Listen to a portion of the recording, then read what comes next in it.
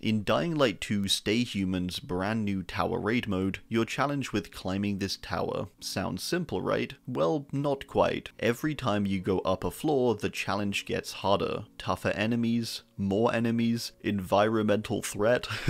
It's all there, and today we're going to be tackling it, and hopefully I can give you some tips on how to do it too as we go. Thank you to Techland for sponsoring today's video. Be sure to stick around until the end to hear more about the new tower raid mode. It's open beta, and a very big sale for Dying Light 2 Stay Human. Let's get into it. First off, what is Dying Light 2? Well, it's an open world ARPG where you survive the zombie apocalypse, pairing together the fluent parkour with the wide range of weaponry and combat options to do so. The world of Dying Light 2 is already a dangerous place, and now we have its newest danger, the tower raids. So how do you find the tower raids? They're accessible via the character of Jay, who you can find at this location. Once you've spoken to him, you can load up the tower raid, where you're given the goal of rising through the tower, aiming to reach the top where there's some very rare loot. When you first enter the tower, you'll begin in the lobby, where you'll need to clear a few enemies out.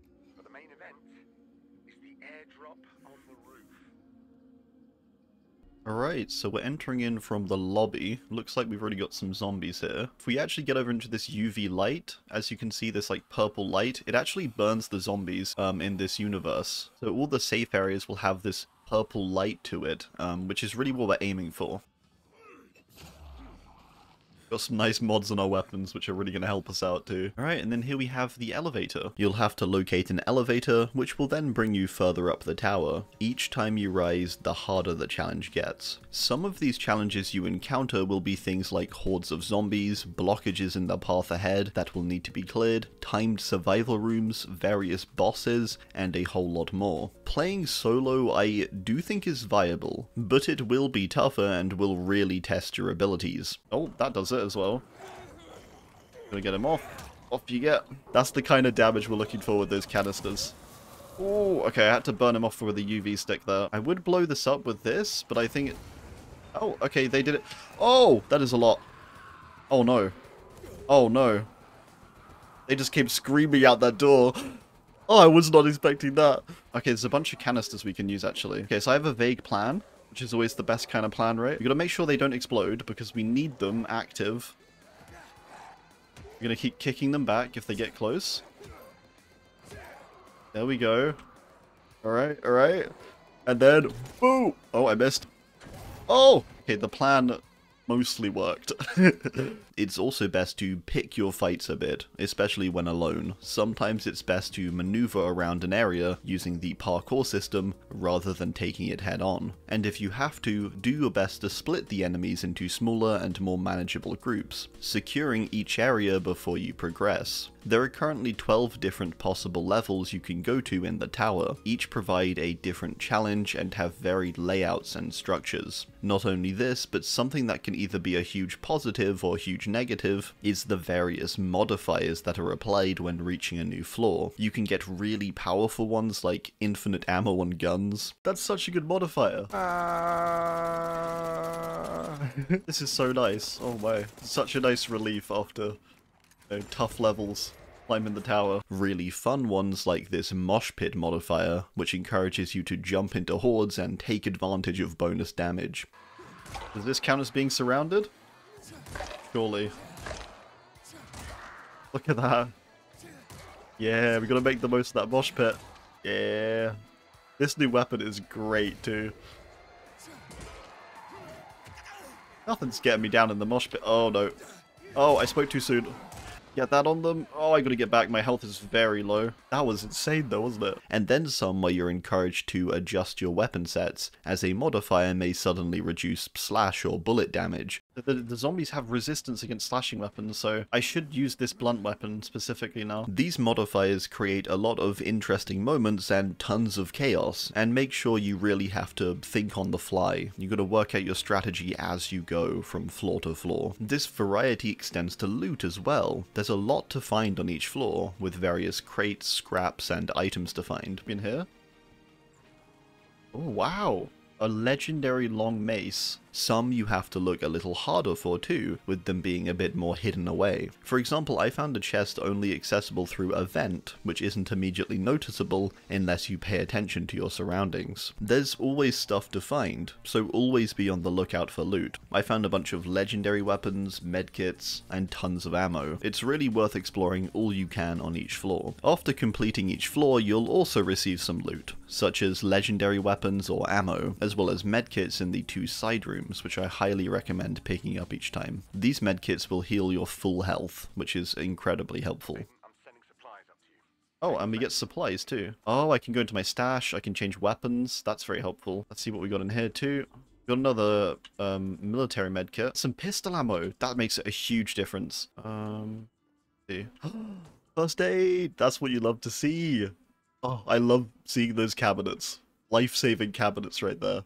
So this is how it goes, going floor to floor, clearing out the enemies, tackling any obstacles in your way, and making your way slowly up the tower. One definite tip I would have is to really think about each floor, think about the room you're entering, think about the layout of zombies, and how you think you'll be able to take them all out. Some key things that really helped me out in some tighter areas was to funnel the enemies through a narrow passage or area, allowing a two-handed weapon to easily sweep between them and cover the full horde and approach. Having some elemental weapon mods makes a huge difference here too. Two-handed weapons, in fact, I think were the MVP of this mode. Due to there being so many enemies, it was so much more beneficial to have a weapon capable of instantly sweeping a group rather than a single-hand weapon. The single-handed were generally better against the bosses like the Tyrant Volatile, which is extremely quick and tough to hit with those slower weapons. I think I'm gonna need a quicker weapon, it's too fast, it's too fast. I gotta switch out. Let's get in there. It's doing like these moves. It's popping off at us. Whenever we got this. It was also great for a staggered approach of enemies, especially virals or when getting up close to a spitter. Using your environment and being aware of your surroundings I found to also be very important in this mode, as it's a challenge and there's so many enemies to deal with. You need to take those opportune moments. For example, with these zombies, if you target the tank on their back, they'll actually explode into flames, causing a bunch of damage to everything nearby, and allowing you a much easier time with a horde. Things like this will greatly help your survival chances and your ability to clear floors efficiently. After clearing multiple floors on the way up the tower, you'll reach the top, the roof. The roof and your reward. Oh wow, there's a lot of ammo here. We're on the roof, we're here. We got to the roof. Here we have the supply drop, the military supply drop we were going for. Oh. That's not good. I don't know why I didn't see that coming. We should have seen this coming. Oh. Okay, we gotta defend it, I think. Oh, this is not looking good already. Looking dicey. We gotta stick together, everyone. Come on. Make use of the mosh pit modifier. I'm gonna go in. I'm gonna clear this. Hopefully they back me up with weapon fire and stuff. From here it's worth once again grabbing some medkits from the area and making use of all the free items and equipment provided on the tables. The UV lights, mines, and molotovs are particularly effective for the tower's final challenge. Our primary strategy for the roof was to make full use of the items given. The UV sticks are one of your most important tools, providing a safe space when thrown down, repelling and burning anything that enters the area. Before you even touch the supply drop, you can set up your area with defenses such as mines, remote C4s, placing down explosive canisters, and getting a good feel for the roof as you'll be getting attacked from basically every direction. It's pretty likely too that teammates will go down in this section. I certainly went down a bunch too. Use of your instinct with your Q key will allow you to see any teammates that have gone down, allowing you to easily reach their location and revive them before their timer depletes. Not using this is going to make it a lot harder as the massive enemies that are flooding often hide any downed teammates, so it's always a good idea to use your instinct and get a good understanding of your surroundings. After surviving for 5 minutes total, the drop will be available to open, inside the special loot that you're seeking. Come on! Is it open? It's open! Retrieving the airdrop. Oh, an exotic longsword. What does that mean? Exotic. I've never seen something of exotic quality. Wow, look at that. This sort of like pink iridescent rarity.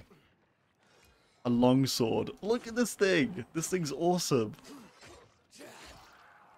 And it does a ton of damage. Wow. Look at that go. That is so cool.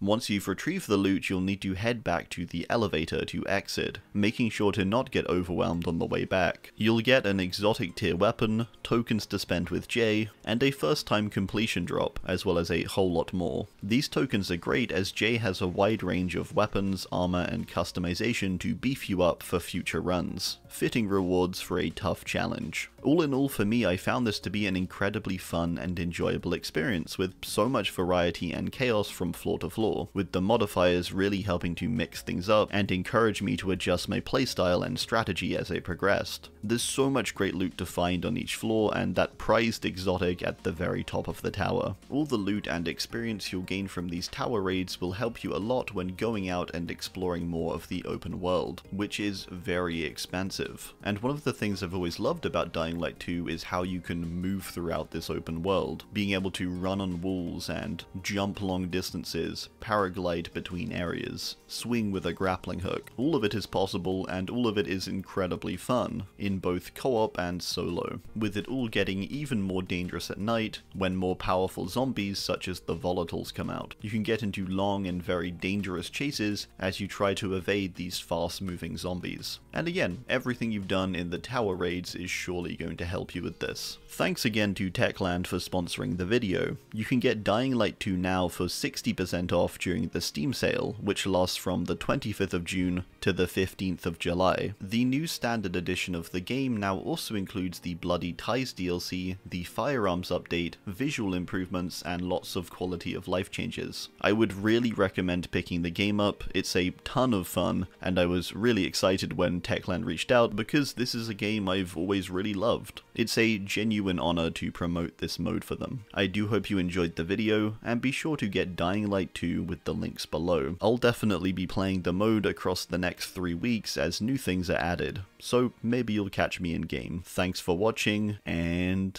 goodbye.